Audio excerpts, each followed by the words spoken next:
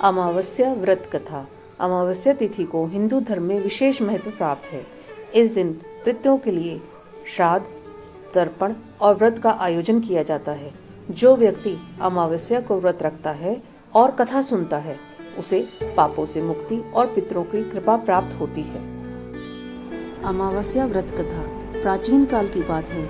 एक नगर में एक ब्राह्मण और उसकी पत्नी रहते थे। वे बड़े धार्मिक और पवित्र जीवन जीते थे, लेकिन संतान नहीं होने के कारण वे दुखी थे। एक दिन ब्राह्मण की पत्नी ने अमावस्या के व्रत का संकल्प लिया और भगवान से संतान की कामना की। इस व्रत के प्रभाव से उन्हें एक तेजस्वी पुत्र की प्राप्ति हुई, लेकिन वह पुत्र बड़ा होकर पापों में लिप्त हो गया।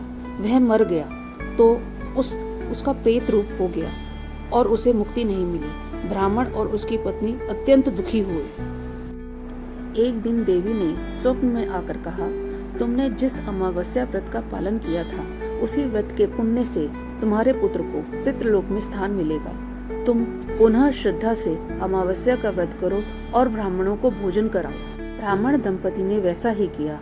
अमावस्या के दिन व्रत रखा, पिंडदान और तर्पण किया।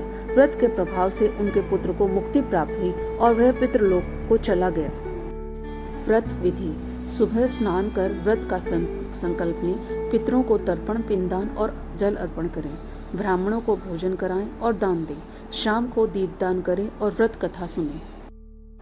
इस व्रत का फल: जो श्रद्धा और नियम पूर्वक अमावस्या का व्रत करता है, उसे पितरों की कृपा, सुख समृद्धि और पापों से मुक्ति मिलती है। यदि आपको यह अमावस्या व्रत कथा ज्ञानवर्धक और प्रेरणादायक लगी हो तो कृपया इसे लाइक करें, अपने प्रियजनों के साथ शेयर करें। ऐसी ही और आध्यात्मिक वीडियो के लिए हमारे चैनल को सब्सक्राइब करना ना भूलें। आपका एक क्लिक हमारे लिए आशीर्वाद के समान है। धन्यवाद।